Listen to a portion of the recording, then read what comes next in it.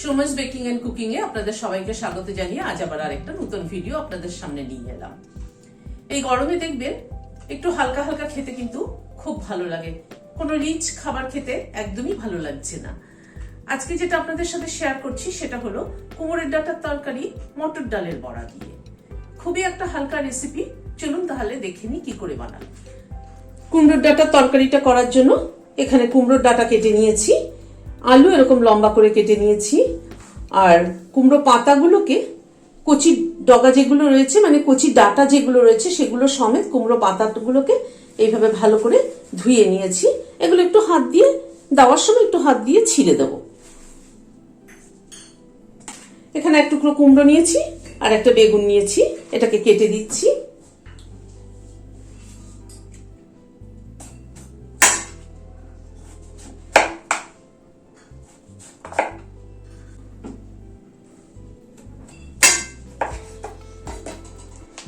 কুমড়োটা এরকম লম্বা লম্বা করে কেটে দিচ্ছি।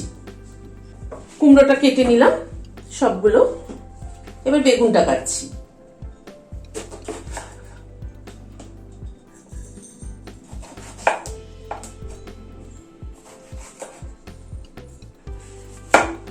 বেগুনটাও এইভাবে লম্বা লম্বা করে কেটে নিলাম।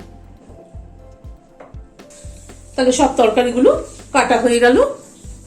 এখানে একটা গ্রাইন্ডিং জার নিয়েছি, এখানে আমার হাতের মুঠে 2 মুঠ মটর ডাল ভালো করে ধুয়ে সারা রাত্রি ভিজিয়ে রেখেছিলাম। এবার ডালটা এই গ্রাইন্ডিং জারের মধ্যে দিয়ে দিচ্ছি। একটা কাঁচা লঙ্কা ভেঙে দিয়ে দিলাম। 1 ইঞ্চি মতো আদার টুকরোকে ছোট ছোট করে কেটে নিয়েছি, সেটা দিয়ে দিলাম। হাফ টিস্পুন কম নুন দিলাম, সামান্য পরিমাণ একটু চিনি দিলাম, আর সামান্য পরিমাণ একটু হিং দিলাম। এই 1/4 টিস্পুন মতো হিং দিলাম। এবার ডালটাকে সামান্য পরিমাণ জল ব্যবহার করে পেস্ট করে নিচ্ছি। ডালটার একটা পেস্ট তৈরি করে নিলাম।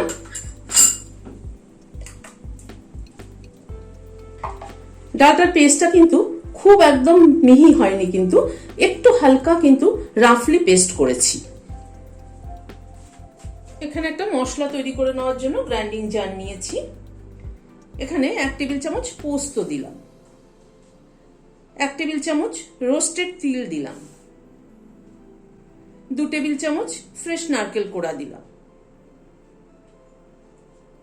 আর 2টো কাঁচা লঙ্কা দিয়ে দিলাম। দিয়ে এটা একটা অল্প জল দিয়ে এটার একটা পেস্ট তৈরি করে নিচ্ছি। গ্যাসে একটা কড়াই বসিয়েছি, সরষের তেল দিচ্ছি। তেলটা গরম হওয়া অবধি অপেক্ষা করব।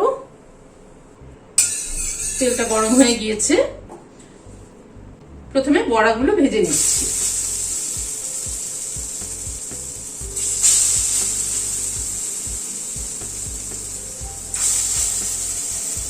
তেলটা গরম করে নিয়ে গ্যাসের ফ্লেমটাকে মিডিয়ামে করে রেখেছি।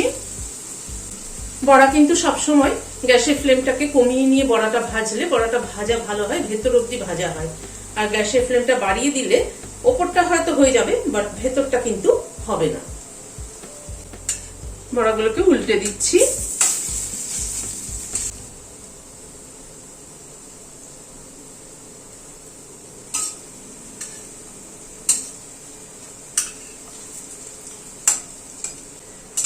বড়াগুলো ভাজা হয়ে গেল, তুলে নিচ্ছি।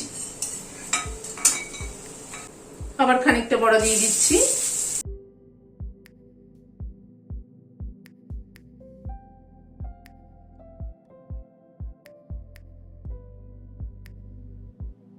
বড়াগুলো ভাজা হয়ে গেল, তুলে নিচ্ছি। এরকম গরম গরম বড়া কিন্তু পান্তা ভাতের সাথেও দারুণ লাগবে, কিন্তু যা গরম পড়েছে। বড়াগুলো সব ভেজে নিলাম। আবার সরষের তেল দিচ্ছি একটু, হাফ টিস্পুন কালো জিরে ফোড়নে দিলাম, আর একটা শুকনো লঙ্কা দিয়ে দিলাম। এই কালো জিরে শুকনো লঙ্কাটা থেকে একটু সুগন্ধ বেরোনো অবধি অপেক্ষা করব। গ্যাসের ফ্লেমটাকে কমিয়ে ফোড়নটাকে একটুখানি নাড়াচাড়া করে নিচ্ছি। 1/4 টিস্পুন হিং দিলাম।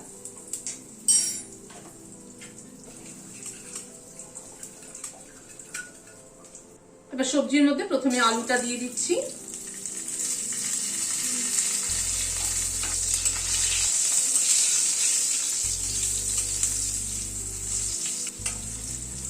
আলুটা একটুখানি নাড়াচাড়া করে নিয়ে তারপরে অন্যান্য সবজিগুলো অ্যাড করছি।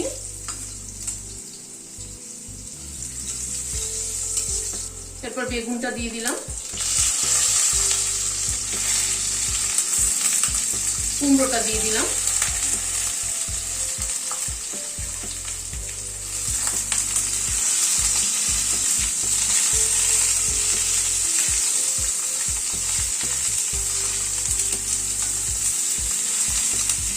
হাফ টিস্পুন নুন অ্যাড করে দিলাম,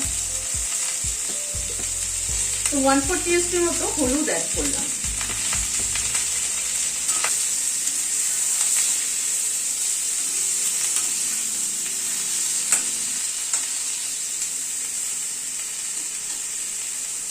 সবজিটা একটু হালকা একটু ভেজে নিয়ে তারপর ডাটাটা অ্যাড করব। সবজিটা মিনিট 2 একটুখানি নাড়াচাড়া করে নিলাম, তারপরে এই ডাটাটা অ্যাড করে দিচ্ছি।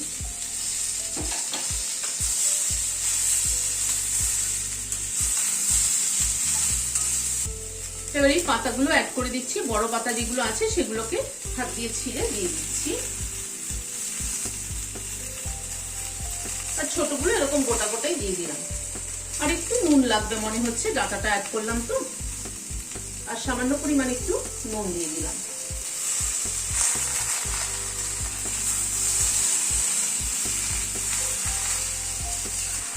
এবার একটু ঢেকে দিচ্ছি সবজিগুলো সেদ্ধ হওয়ার জন্য।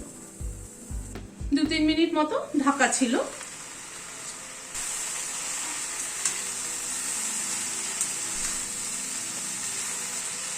সবজিটাকে আরেকটু কষিয়ে নেব।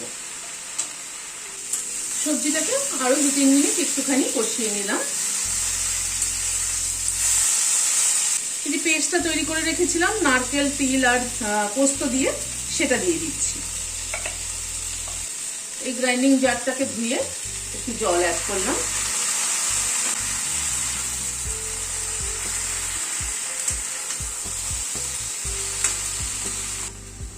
এবার এই মশলাটাকে তরকারির সাথে একটুখানি কষিয়ে নেব। এই মিনিট 2 মতো একটু নাড়াচাড়া করে নিলাম।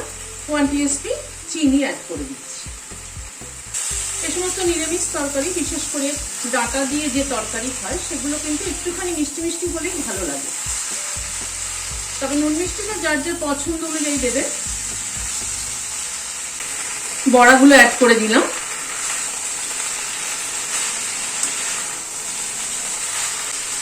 বড়াগুলো অ্যাড করে দিয়ে একটু নাড়াচাড়া করে নিচ্ছি।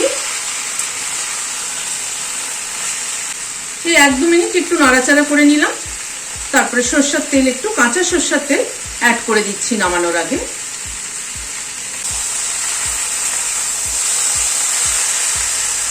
দিয়ে গ্যাসটা বন্ধ করে দিয়ে ঢেকে দিচ্ছি স্ট্যান্ডিং টাইম 5 মিনিট, কাঁচা তেলের ফ্লেভারটা অ্যাবজর্ব হওয়ার জন্য। নারকেল, পোস্ত আর তিল এই তিনটের কম্বিনেশনে কিন্তু তরকারিটার টেস্টটা কিন্তু ভীষণ ভালো হয়েছে। আর লাস্টে যে কাঁচা তেল দিয়ে নামিয়েছি, সেটাই কিন্তু তরকারিটার টেস্টটা কিন্তু আরো বেড়ে গেছে। আপনারা বানিয়ে দেখবেন, আমার মনে হয় ভালো লাগবে।